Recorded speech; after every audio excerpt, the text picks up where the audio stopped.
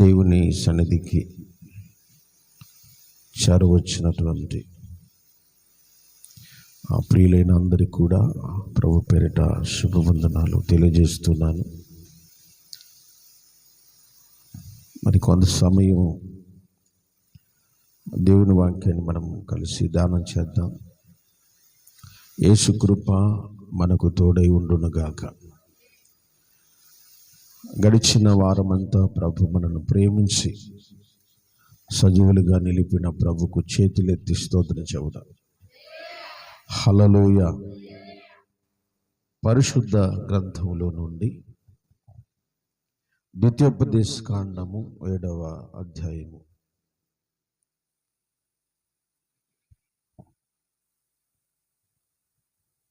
14వ వచనాన్ని మనం చదువుకుందాం.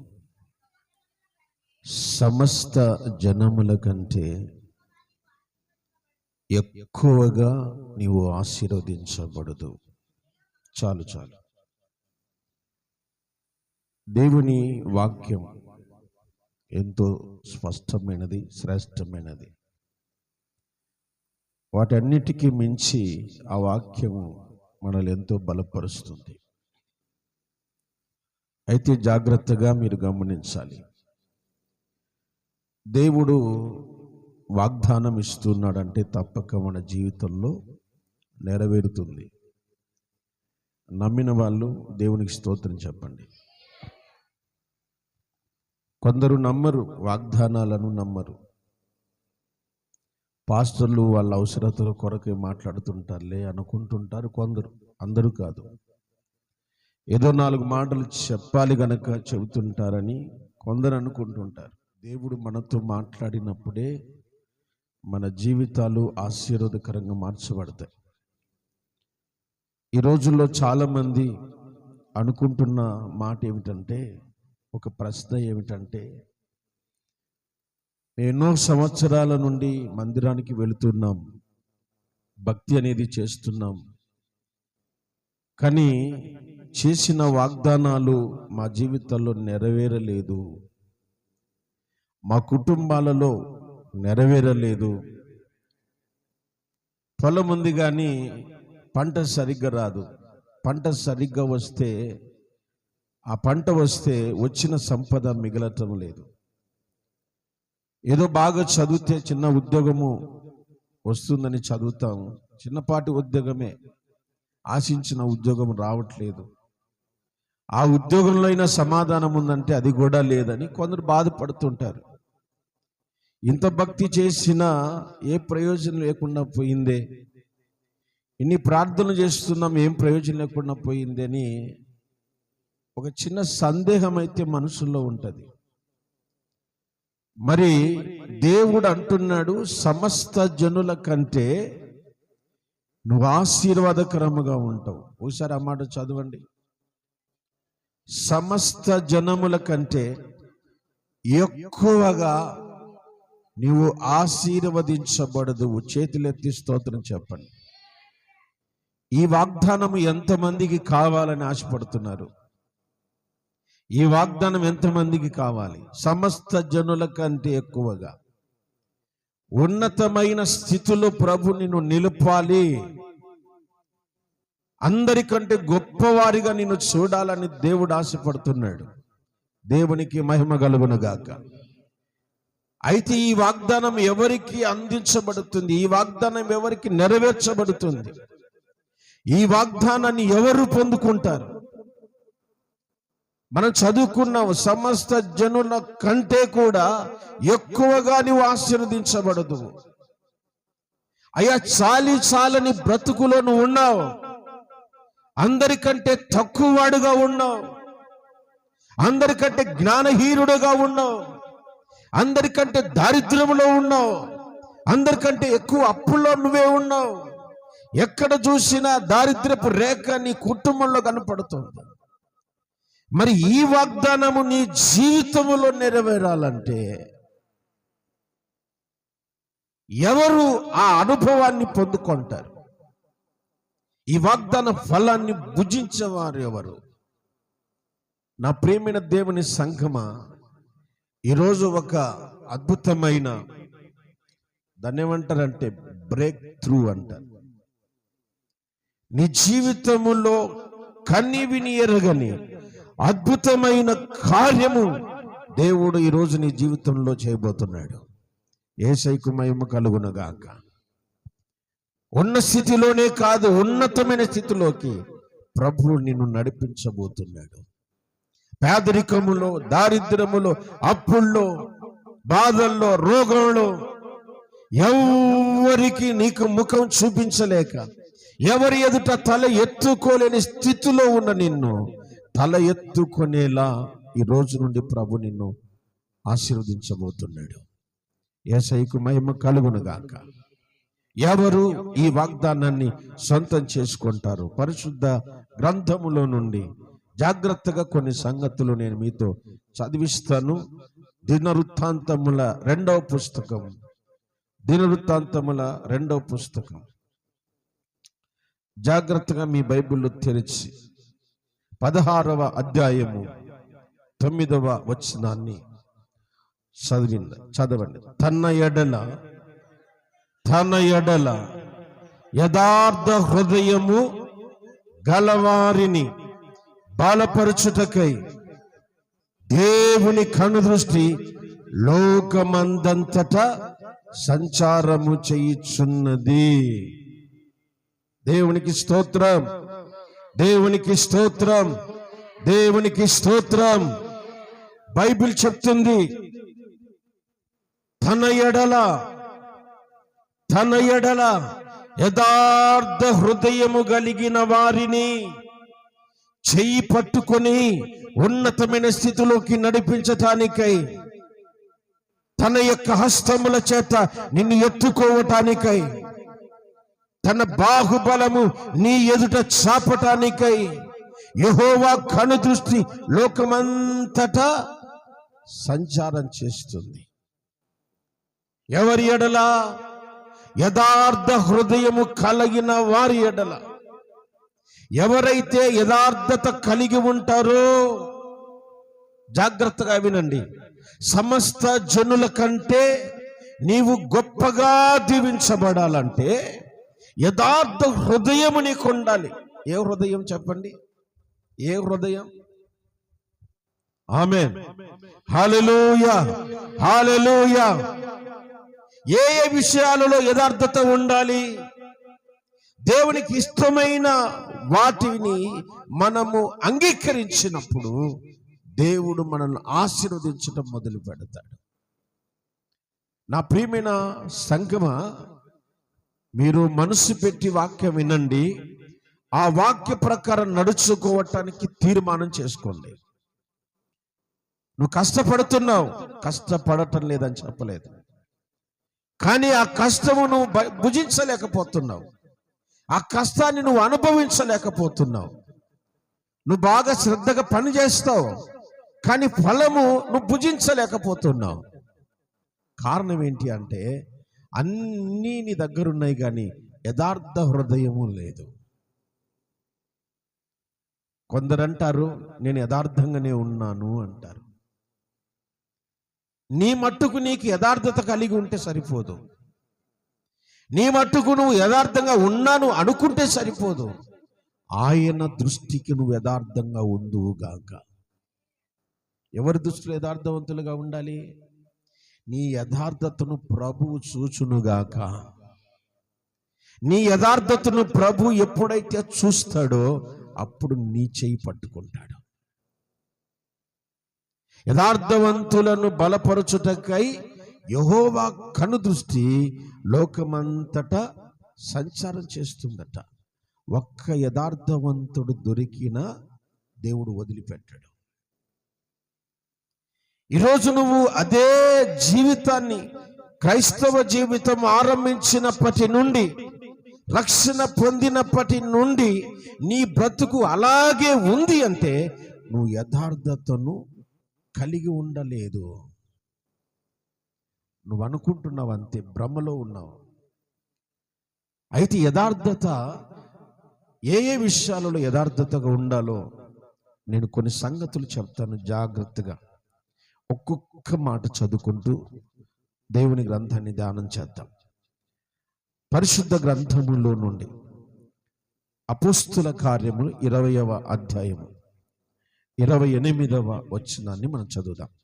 అపోస్తుల కార్యములు 20వ అధ్యాయము 28వ వచనం. దేవుడు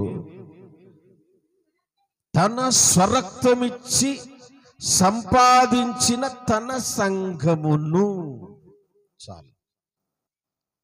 సంఘము ఎవరిది చెప్పండి? కొంచెం నోరు తెరిచి చెప్పండి. సంఘం ఎవరిది? మీరు కట్టుకున్నారా? మీరు కట్టుకున్నారా? సంఘము దేవునిది.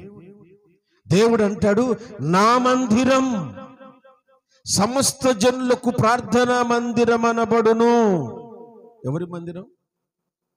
సుధాకర్ అన్నది కాదు, లేకపోతే మీరు కొన్నది కాదు, మీరు కట్టించుకున్నది కాదు.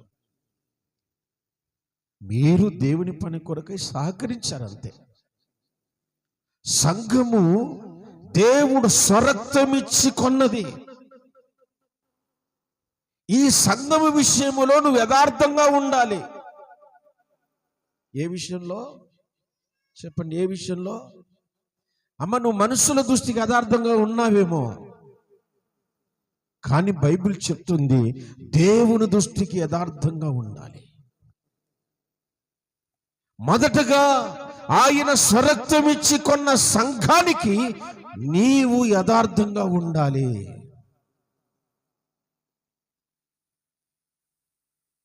నాకు నచ్చినప్పుడు వస్తాను సంఘానికంటే కుదరదు. నాకు నచ్చినప్పుడు నేను ప్రార్థన చేస్తా అంటే కుదరదు. చేసుకో, కానీ నువ్వు ఉన్న స్థితిలోనే ఉంటావు. సమస్త జనుల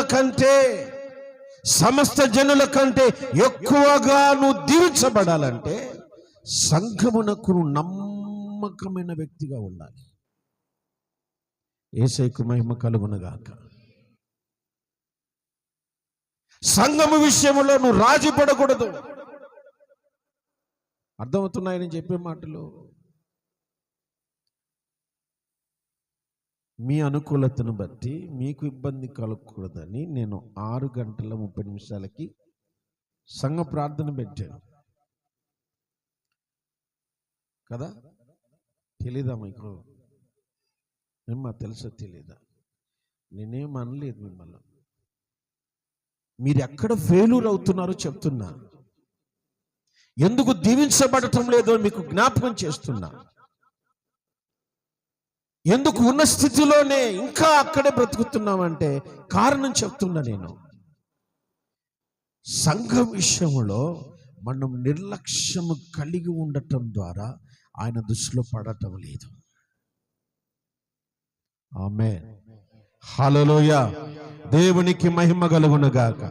నేను ఒక మాట చెప్తాను, జాగ్రత్త వినండి. సంఘమునకు అందరికంటే ముందు రావాలి, అందరికంటే చివరిగా వెళ్ళేవాడు ఆయన కన్ను దృష్టిలో నిలబడతాడు.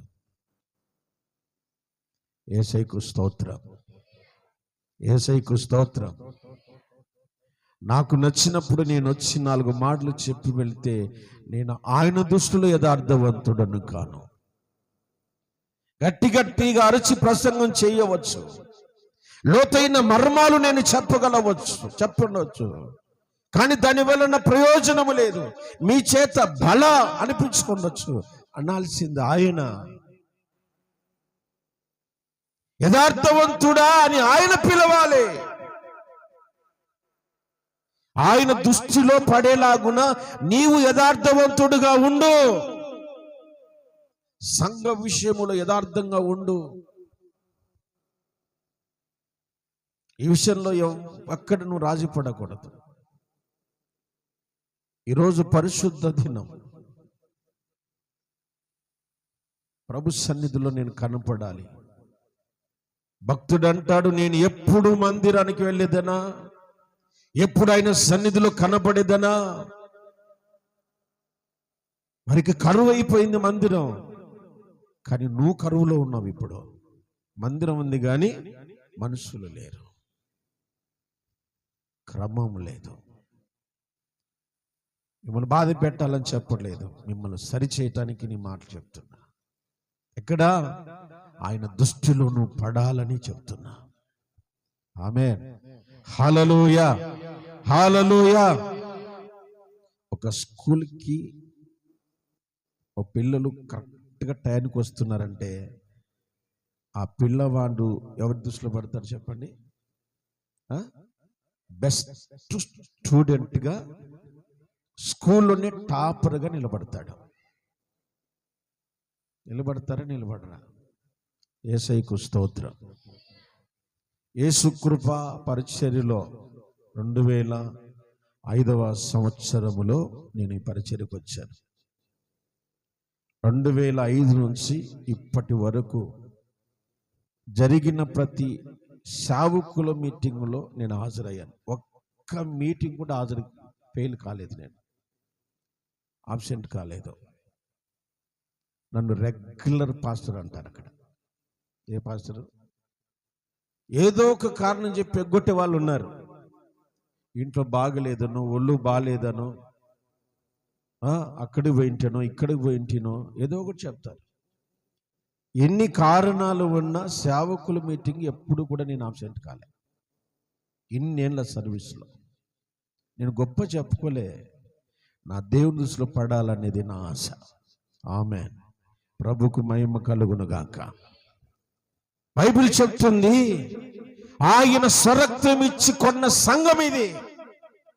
ఆ సంఘాన్ని నువ్వు ఎప్పుడైతే ప్రేమించి ఆ సంఘానికి నువ్వు యథార్థంగా ఉంటావో దేవుడు అంటున్నాడు, ఆయన కన్ను దృష్టి నీ మీద పెడతాడట. ద్వితీయోపదేశ కాండం, క్షమించాలి, దినవృత్తాంతముల 2వ పుస్తకం 7వ అధ్యాయం. 7వ అధ్యాయం చదువుతారా? 15-16 వచనాలు. 15-16 వచనాలు.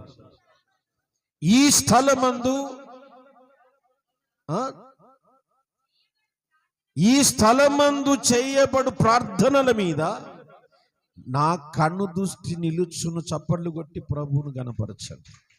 దేవునికి స్తోత్రం. ఈ మందిరములో ఇక్కడ చేయబడుతున్న ప్రార్థనల మీద ఎవరు దృష్టి పడుతుంది? దేవుడు దృష్టి ఉంది ఇక్కడ.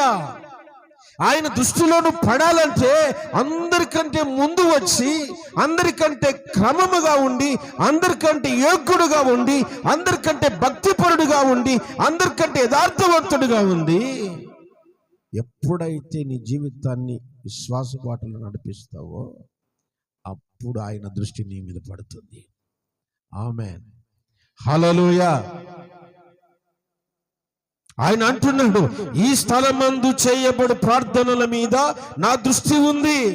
అందరూ ప్రార్థన చేస్తారు, అందరూ కానుకలిస్తారు, అందరూ పరిచర్యలో పాలు పంపులు పొందుతారు. అందరి మీద ఉండదు. తన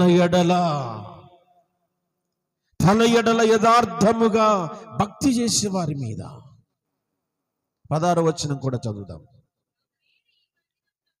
నా పేరు ఈ మందిరమునకు నిత్యము ఉండినట్లు నేను దాన్ని కోరుకొని పరిశుద్ధ పరిచితిని.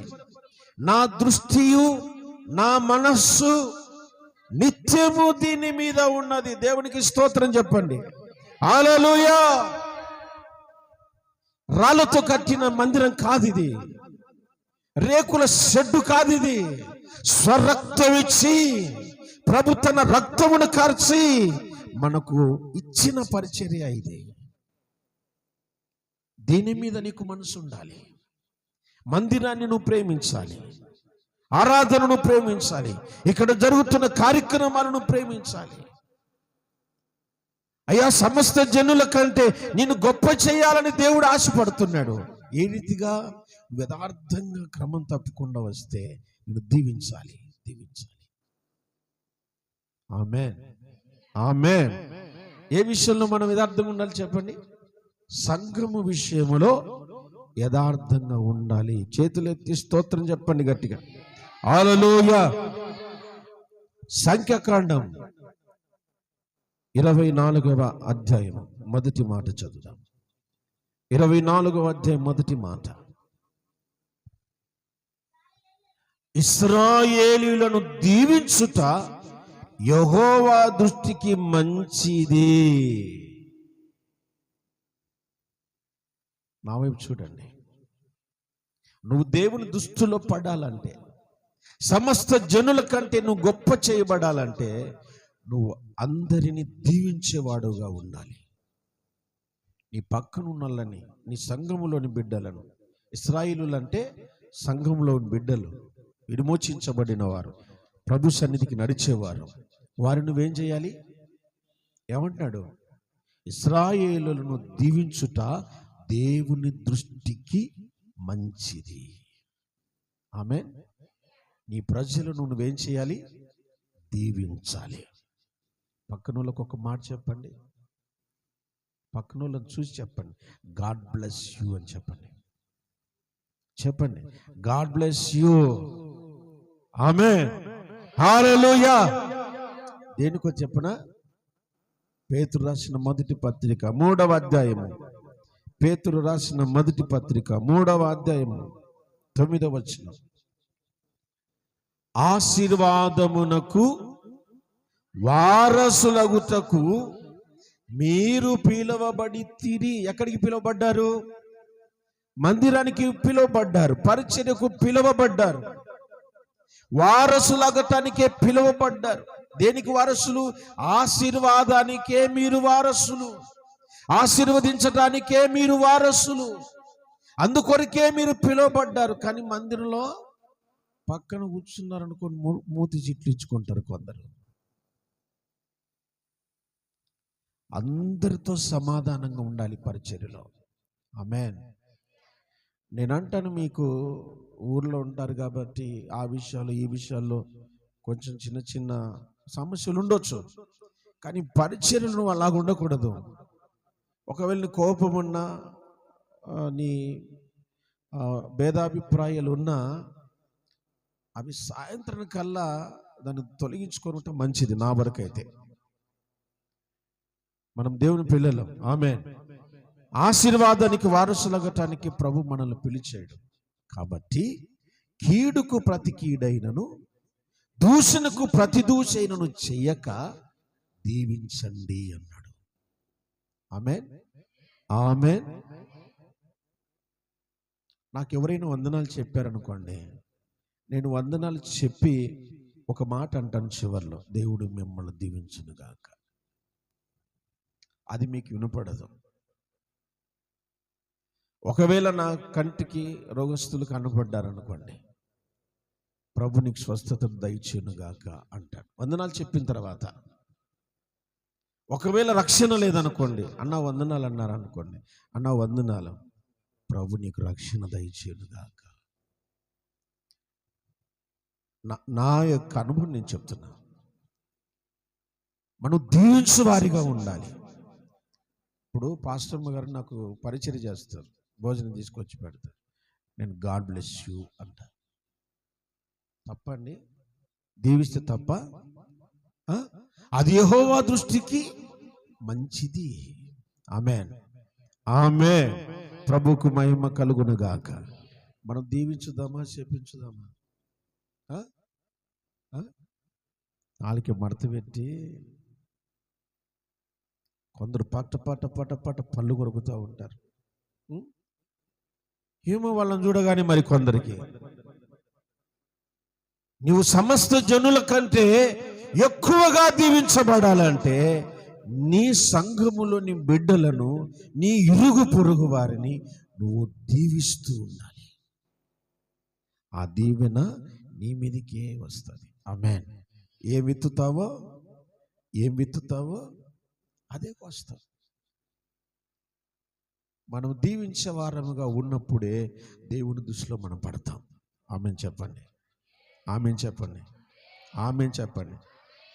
నేను ఆమేన్ చెప్పమన్నా, మీరు హల్లెలూయా చెప్తున్నారు. మనం దేవుని దృష్టిలో ఎప్పుడు పడతాం? అనేకులను మనము దీవించినప్పుడు ఆయన దృష్టిలో మనం పడతాం. ఆమేన్. ఆయన మన చేయి పట్టుకుంటాడు, నిన్ను గొప్ప చేయటం ప్రారంభిస్తాడు. మూడో మాటగా పరిశుద్ధ గ్రంథంలో ఒక్కొక్క మాట నేను చదివిస్తానని చెప్పాను కదా. యెషయా గ్రంథం 66వ అధ్యాయం. యెషయా గ్రంథం 66వ అధ్యాయం 2వ వచనాన్ని చూద్దాం. 2వ వచనం. ఓకే. ఎవడు దీనుడై నలిగిన హృదయము గలవాడై నా మాట విని వణుకుచుండునో వానినే నేను దుష్టించుచున్నాను. చేతులెత్తి గట్టిగా హల్లెలూయా. ఎవడు దీనుడై దేవుని మాట వింటాడో. ఎందుకు ఆ మాట చెప్పాడంటే, చాలా మందికి కొన్ని, దాన్ని ఏమంటామంటే ఈగో అందాం, ఈగో, గర్వం ఉంటుంది. నాకు ఈ వాక్యం తెలుసు, దీని మీద నేను ప్రసంగం చేస్తా, నాకు ఇలాంటి వాక్యాలు ఎంతమందో చెప్పగా విన్నాను అని కొందరు వాక్యం వినరు, వాక్యానికి విధేయత చూపించరు. బైబిల్ ఏం చెప్తుందంటే, ఎవడు నా మాట విన్నప్పుడు దీనుడై వింటాడో వాని మీద నేను దృష్టి పెడతాను అంటాడు. హల్లెలూయా, హల్లెలూయా. ఆయన మాట వింటే ఏం జరుగుతుంది తెలుసా? ద్వితీయోపదేశ కాండం 28వ అధ్యాయము మొదటి మాట. ద్వితీయోపదేశ కాండము 28వ అధ్యాయము మొదటి వచనం. నీవు నీ దేవుడైన యెహోవా మాట శ్రద్ధగా విని నేడు నేను నీకు ఆజ్ఞాపించుచున్న ఈ మాటలు అనుసరించి నడుచుకొనిన ఎడల నీ దేవుడైన యెహోవా, బాగా వినండి, భూమి మీద ఉన్న సమస్త జనుల కంటే, హల్లెలూయా చెప్పండి, హల్లెలూయా చెప్పండి, యేసయ్యకు మహిమ కలుగును గాక. ఆయన మాటను శ్రద్ధగా వింటే భూమి మీద ఉన్న సమస్త జనుల కంటే నేను దేవుడు గొప్ప చేస్తాను. ఈ దీవెనలన్నీ నీ మీదకి వచ్చి నీకు ప్రాప్తిస్తాయి. నేనేం కట్టుకథలు చెప్పట్లా, దేవుని వాక్యంలో రుజువులు మీకు చూపిస్తున్నాను. దేవుడు నీ మీద దృష్టి పెట్టాలని ఆశపడితే వాక్యం చెబుతుంది, నువ్వు ఆయన మాట విన్నప్పుడు దీనుడవై ఉండాలి. ఆమేన్, ఆమేన్. ప్రభువుకు మహిమ కలుగును గాక. 4వ మాటగా పరిశుద్ధ గ్రంథములో నుండి, పరిశుద్ధ గ్రంథ దినవృత్తాంతములు మొదటి పుస్తకం 16వ అధ్యాయము 21వ వచనం. నేను అభిషేకించిన వారిని ముట్టకూడదు.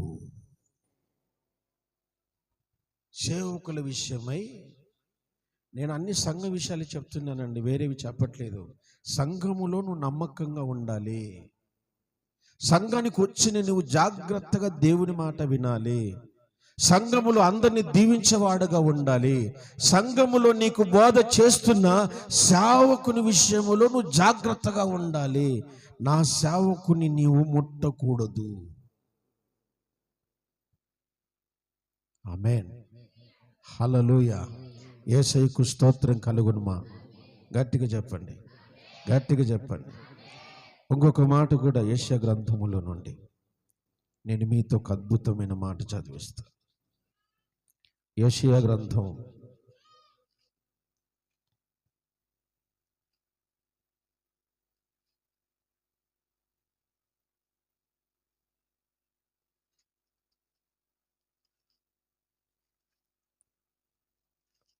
50వ అధ్యాయం 10వ వచనం.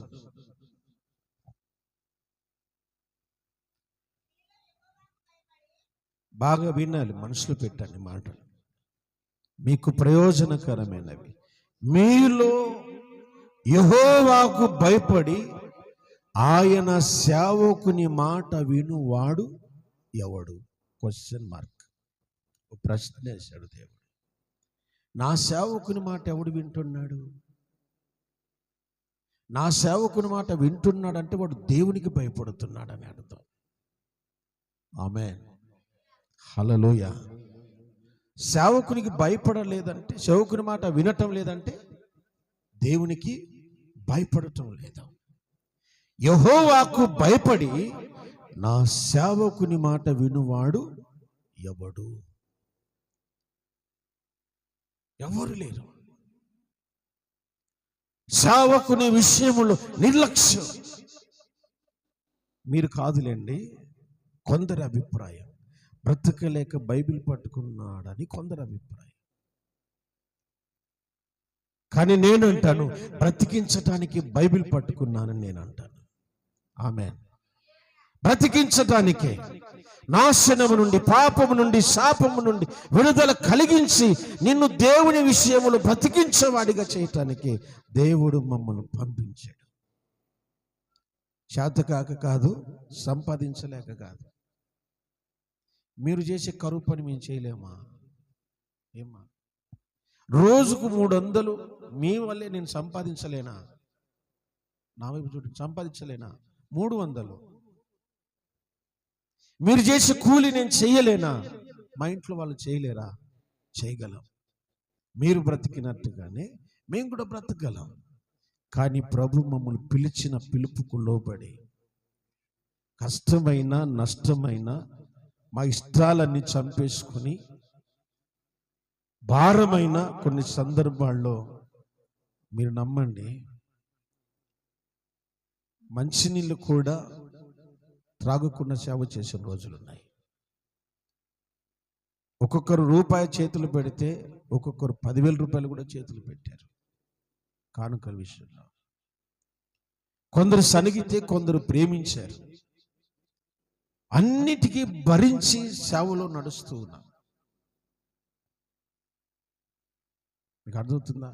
అందుకే బైబిల్లో ప్రభు అంటాడు, నేను అభిషేకించిన వాని విషయమై మీరు జాగ్రత్త. ఆమేన్. హల్లెలూయా. వారిని మీరు ముట్టకూడదు, వారి విషయంలో మీరు జోక్యం చేసుకోకూడదు. జోక్యం చేసుకున్న ఒక ఫ్యామిలీ చెప్పండి, మోసే మీద కొందరు సనిగారు. ఏ ఫ్యామిలీ అది? మిరియాము, అహరోను. మిరియాము, అహరోను మోసే మీద సనుక్కున్నారు, గొనిగారు, తిట్టారు. మోసే ఏమనలేదు తెలుసా? మోసే ఏమనలేదు. దేవుడు జోక్యం చేసుకున్నాడు. యేసయ్యకు స్తోత్రం. దేవుడు కల్పించుకున్నాడు. నా సేవకునికి మీరెందుకు భయపడలేదు అన్నాడు. మీరు చదవండి, సంఖ్యాకాండం 22వ అధ్యాయం.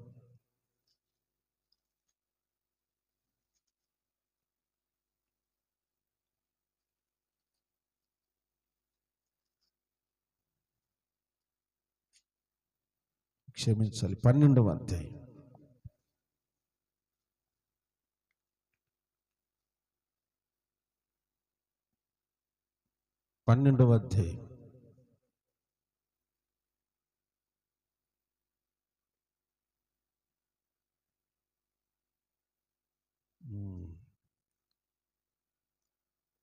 నాలుగు వచనం నుండి చదువుదామా?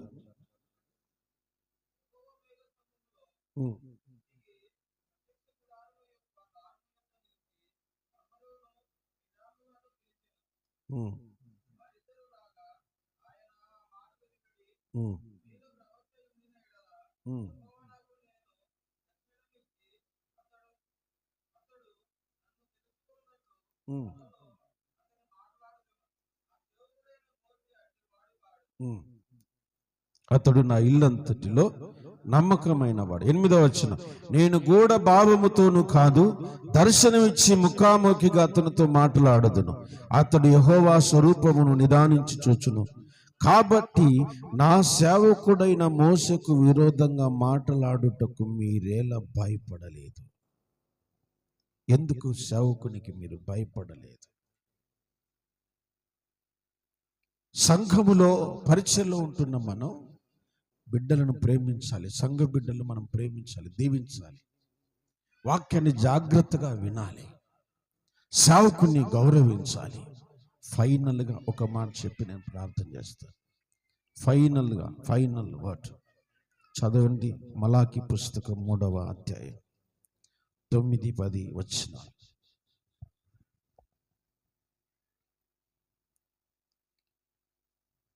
9-10 వచనాలు. మలాకీ గ్రంథం 3వ అధ్యాయము.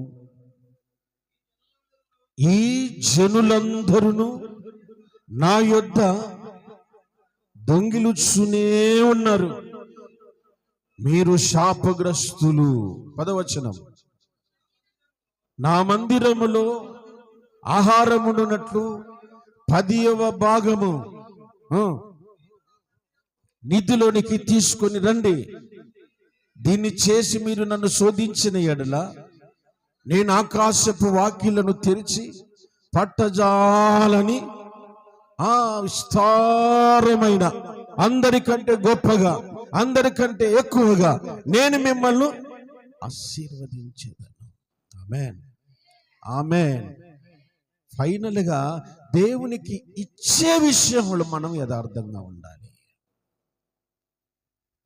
దేవునికి ఇచ్చే విషయంలో యథార్థంగా ఉండాలి. మన పిల్లలకి కూడా అవి మనం నేర్పించాలి. ఒక మాట చెప్పండి మీ పిల్లలకి. మీ పిల్లలకి ఏం చెప్పాలంటే, మీరు 10 రూపాయలు ఇచ్చినప్పుడు, అమ్మ ఇందులో దేవుంది, ₹1 ఉంది అని చెప్పాలి. ఇందులో దేవుంది ఎంత ఉంది? ₹1 ఉంది, అది దేవునికి ఇవ్వాలని చెప్పాలి. కానుక ఇచ్చినప్పుడు కాదు, కొనుక్కోవడానికి ఇస్తారు కదా, అప్పుడు మీరు చెప్పాలి, ఇందులో దేవుంది, ₹1 ఉంది, దేవునికి ఇవ్వాలి, ఎత్తి పెట్టుకో అని చెప్పాలి. అలాగ మనం ఎప్పుడైతే మన పిల్లలకి నేర్పిస్తామో, నువ్వు గొప్ప కావడమే కాదు, నీ పిల్లలు కూడా గొప్ప వాళ్ళు అవుతారు. ఆమేన్, హల్లెలూయా. గొప్పవాళ్ళు అంటే సంపదలో విషయంలో నేను చెప్పట్లేదు, ఐశ్వర్య విషయంలో నేను చెప్పట్లేదు. కొందరికి కోట్లు సంపాదన ఉంది, కానీ దాన్ని భుజించే అర్హత లేదు. కొందరికి సంపాదన ఉంది, దాన్ని అనుభవించే యోగ్యత కొందరికి లేదు. బైబిల్లో ఒక మాట అంటాడు, జనుల ఐశ్వర్యమును దేవుడు నీ వైపు తిప్పుతాడట. స్తోత్రం చెప్పండి గట్టి. హల్లెలూయా, హల్లెలూయా. దేవునికి మహిమ కలుగునుగాక. కొందరు అనుభవించలేకపోతున్నారు. శరీరము నిండా రోగాలే, శరీరము నిండా రోగాలే. కాస్త తీపి తినలేరు, కొంచెం మసాలా ఎక్కువైనా తినలేరు, కొంచెం ఉప్పు తక్కువైనా తినలేరు, కొంచెం ఉప్పు ఎక్కువైనా. కారణం ఏంటి? BP, sugar, ulcer, thyroid, kidney problems, liver problems, stroke problems, ఇవన్నీ చెప్పుకుంటూ వెళితే, నేనే డాక్టర్ని కాదు కదా అన్ని చెప్పడానికి, ఎన్నో ఇవన్నీ. దేవుని వాక్యం చెప్తుంది, దేవునికి ఇచ్చే విషయంలో నువ్వు యథార్థత కొనిపోతున్నావు. ఇక్కడ క్రైస్తవుడు ఫెయిల్ అవుతున్నాడు. మనం ఇచ్చి మన పిల్లలకి నేర్పించాలి. ఆమేన్, ఆమేన్. మనం ఇవ్వాలి 10%. దేవుడు నీకు ₹1000 జీతం ఇచ్చాడు, కూలి ఇచ్చాడు. ₹1000లో దేవుని భాగం ఎంత? ₹100 దాచిపెట్టలేకపోతున్నావా? ₹100 తీయలేకపోతున్నావా? సిగ్గుచేటు కదండి. దేవుడు నీకు ₹5000 ఫ్రీగా ప్రతి నెల ₹4000 ఇస్తే ₹400 తీయలేకపోతున్నారు. ఫ్రీనే కదండి అది. నీకు చెమటోడ్చావా? ఏమ్మా, మట్టి గుంటలు తీసావా? లేదు కదా. నేను ఆశపడి చెప్పట్లేదు, నిన్ను గొప్ప జనముగా ప్రభువు దృష్టిలో పడాలి అంటే, ఆమేన్, గొప్ప జనముగా దేవుడు దీవించాలి అంటే ఆయన దృష్టిలో పడాలి. ఇచ్చేవారిని దేవుడు ప్రేమిస్తాడట. చదువుతారా మాట? కొరింథీయులకు రాసిన 2వ పత్రిక 9వ అధ్యాయం. పౌలు కొరింథీయులకు రాసిన 2వ పత్రిక 9వ అధ్యాయం.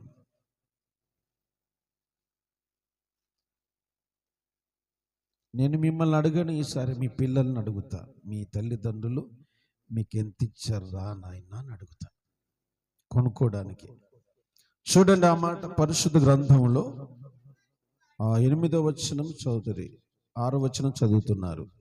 కొంచెముగా విత్తువాడు కొంచెముగా పంట కోయును, సమృద్ధిగా విత్తువాడు సమృద్ధిగా పంట కోయును అని ఈ విషయమై చెప్పవచ్చు. సనుగు కొనకయు బలవంతముగా కాకయు ప్రతివాడును తన హృదయములో నిశ్చయించుకున్న ప్రకారం ఇయ్యవలెను. దేవుడు ఉత్సాహముగా ఇచ్చువానిని దేవుడు ప్రేమిస్తాడు. ఇచ్చేవానిని దేవుడు ప్రేమిస్తాడు. అంటే ఆయన దృష్టి నీ మీద పడుతుంది. నేను ఇవ్వకుండా ఈ మాటలు చెప్పట్లే, దశమ భాగం ఇవ్వకుండా ఈ మాటలు నేను చెప్పట్లేదు. నేను ఇక్కడ రాయబడింది దశమ భాగమే. నేను ప్రభు సన్నిధిలో సమర్పిస్తున్నది 20%. 20% వచ్చిన కానుకల్లో తీసి పక్కన పెడతా. నేను ఈ విషయంలో గర్వంగా చెప్పగలను. దేవునికి స్తోత్రం కలుగును గాక.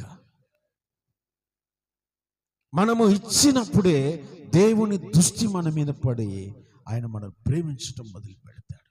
ఆయన మనల్ని దీవించటం మొదలు పెడతాడు. మీరు ఇచ్చి, ఆయన అంటున్నాడు 10వ వచనంలో, మీరు ఇచ్చి నన్ను శోధించండి అన్నాడు. ఇచ్చి శోధించండి, అప్పుడు ఆకాశపు వాకిళ్ళు మీ కొరకు నేను విప్పెదను. పట్టజాలని దీవెనలతో నింపుతాను. పట్టుకోలేని ఆశీర్వాదాలు నీ సొంతము చేసేది నువ్వు ఇచ్చే సమర్పణ. ఆమేన్. వెదజల్లి ఐశ్వర్యవంతులైన వారు గలరు, బిగబట్టి దరిద్రులైన వారు గలరు. నువ్వు వెదజల్లిన వాడు ఏరుకుంటాడు, బిగబట్టిన వాడు ఏరుకోలేడు. స్తోత్రం చెబుదాం. దేవునికి మహిమ కలుగునుగా. తన ఎడల యథార్థంగా ఉండాలి. మందిరం విషయంలో యథార్థంగా, మనుషులను ప్రేమించే విషయంలో, దీవించే విషయంలో యథార్థంగా, వాక్యం వినే విషయంలో యథార్థంగా, ఇచ్చే కానుక విషయంలో నువ్వు ఎప్పుడైతే యథార్థంగా ఉంటావో భూమి మీద ఉన్న సమస్త జనుల కంటే దేవుడు గొప్ప చేస్తాడు. అట్టి కృప పరిశుద్ధాత్మ దేవుడు మనకు దయచేయును గాక. తలలు వంచండి, ప్రార్థన చేసుకుందాం. అందరూ కూడా ఈ ప్రార్థనలో ఏకీభవించాలి. ప్రభు నీకు సహాయం చేస్తాడు. ప్రభుని అడగండి, ప్రభువా యథార్థ హృదయము కలిగిన వారిని బలపరుస్తామని చెప్తున్నా వాక్యం. సమస్త జనుల కంటే గొప్పగా చేసేది యథార్థత. ఈ రోజు నాయన సంఘం విషయంలో చాలా మంది యథార్థతను కోల్పోతున్నారు. వాక్యం వినే విషయంలో యథార్థతను కోల్పోతున్నారు. మనుషులను ప్రేమించే విషయంలో యథార్థతను కోల్పోతున్నారు. సేవకుని విషయంలో యథార్థతను కోల్పోతున్నారు. ఇచ్చే విషయంలో యథార్థతను కోల్పోతున్నారు. అందుకే నాయన నేటి సంఘాలలో ఎన్ని సంవత్సరాలు మందిరానికి నడిచిన ఆశీర్వాదము పొందలేని దారిద్ర్యంలో బ్రతుకుతున్నారు. ఎంతమంది సేవకులు చేతులు పెట్టి ప్రార్థన చేస్తున్నా బ్రతుకులు మారటం లేదు. క్రియలు నీకు అనుకూలంగా లేవు. నీ కను దృష్టి ప్రజల మీద పడటం లేదు. యథార్థతను కోల్పోయారు గనుక వారు వచ్చినట్టుగానే వెళ్తున్నారు. సంపద ఉంది కానీ అనుభవించలేకపోతున్నారు. పొలం పంట వేశారు కానీ ఆ పంట సరిగ్గా రావటం లేదు. వచ్చినా దాన్ని అనుభవించలేకపోతున్నారు. కుటుంబంలో తీరని సమస్యలు, తొలగని రోగాలు, ఎన్నో చెప్పుకోలేని బాధలు ఉన్నాయి నాయన. వీటన్నిటి నుండి విడుదలనిచ్చే గొప్ప కార్యము యథార్థత గనక, యథార్థ హృదయము కలిగిన వారిని మీరు బలపరుస్తారు గనక అది యథార్థత సంఘములు ప్రతి బిడ్డ పొందుకొనును గాక నాయన. నీ దృష్టిలో పడే యథార్థత ప్రతి ఒక్కరూ కలిగి ఉందురు గాక నాయన. నీవు చెయ్యి పట్టుకొని దీవించే యథార్థత ప్రతి ఒక్కరూ కలిగి ఉందురు గాక నాయన. అతి సహాయం అందించుమని యేసుక్రీస్తు నామం పేరట ప్రార్థిస్తున్నాను తండ్రి.